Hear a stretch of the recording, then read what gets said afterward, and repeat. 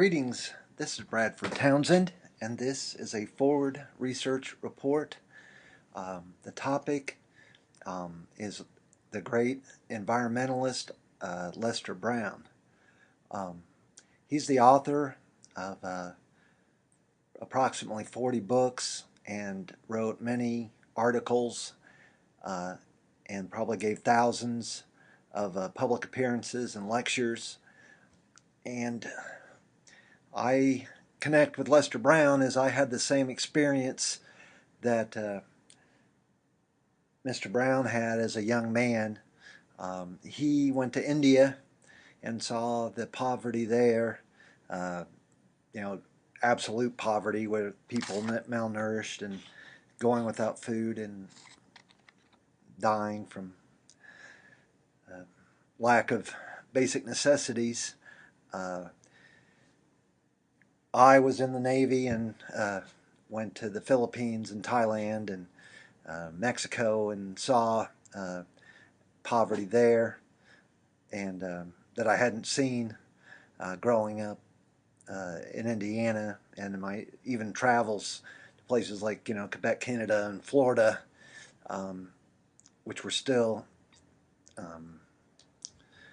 relatively wealthy. Even our poor neighborhoods of a big city like Indianapolis were nothing like the poverty that you would see in the poor neighborhoods or the poor regions of the Philippines. Two of the books that I purchased and read, written by Lester R. Brown, are Full Planet, Empty Plates, and The Great Transition. Shifting from fossil fuels to solar and wind energy. What I like about Lester Brown is that he acknowledges that you cannot have finite growth on a planet that has limited resources. It's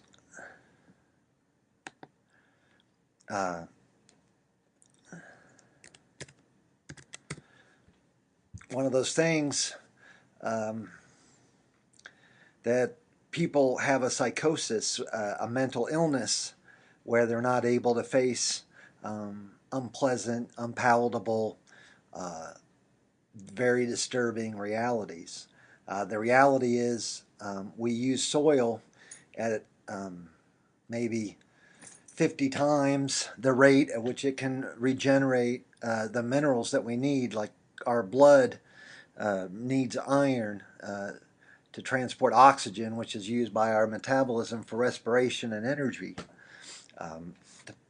So if you're farming, and even if the soil or the dirt that you're farming in, which isn't even really soil, it's just you're able to get plants to grow there, but if there's not iron that can be absorbed up by those plants and then by your body through digestion, or calcium, magnesium, all these different micronutrients that your body needs, then you'll become malnourished and your health will degrade, and you'll be doing, eventually die a premature death. You won't make your full, let's say, lifespan of naturally 80 years.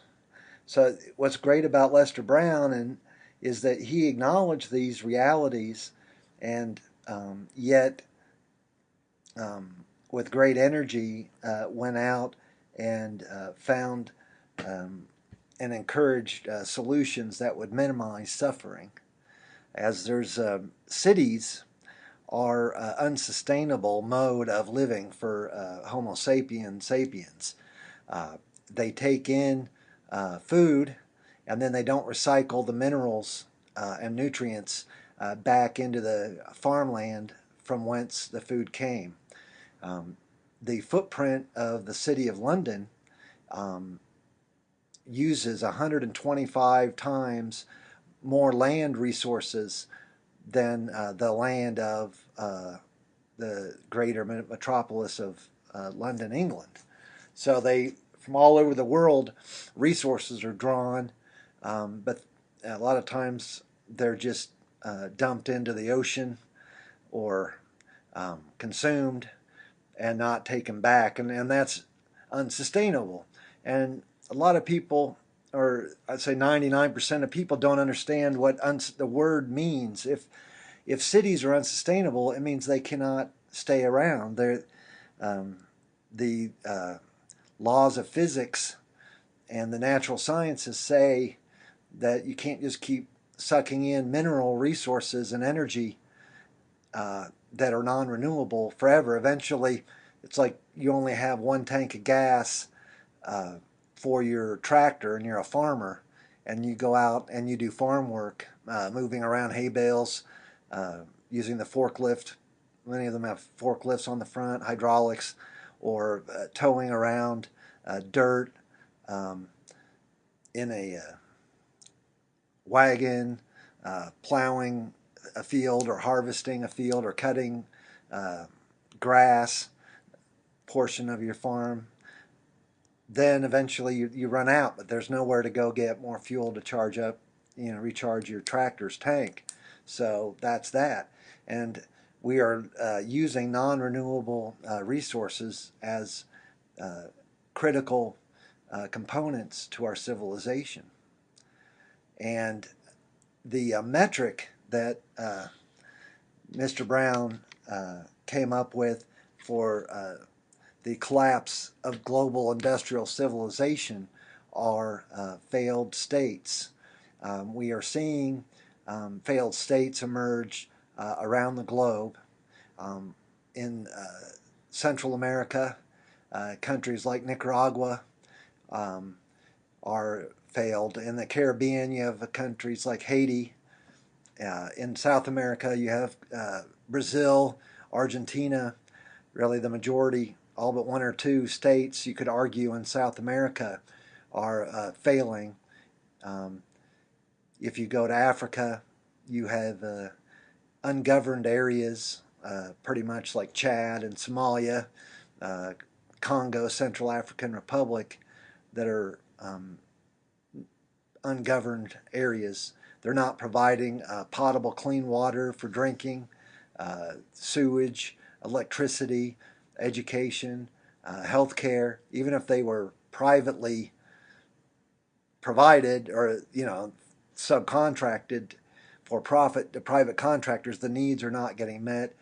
Countries like Bangladesh and Afghanistan and Asia are failing and declining. Some areas never had really functioning states. And as the failed states expand, and there's more failed states, more ungoverned regions of the planet, that is your metric that you would look at. In finance, you might look at the cash flow statement, and you would want to see a company, a large corporation, its cash remaining at a healthy level, if not increasing, at least enough cash on hand that they can meet their immediate needs. And if a company, let's say an oil service company, is losing cash and not accumulating cash, or the cash is going out the door and their cash is going down, that is usually a sign that there's something wrong with the company. And it's good if every quarter's financial statement of a company, its cash is increasing. It means it's taking in more. And that's, so if you're going to use a metric, of global industrial civilization, it's the amount of companies that are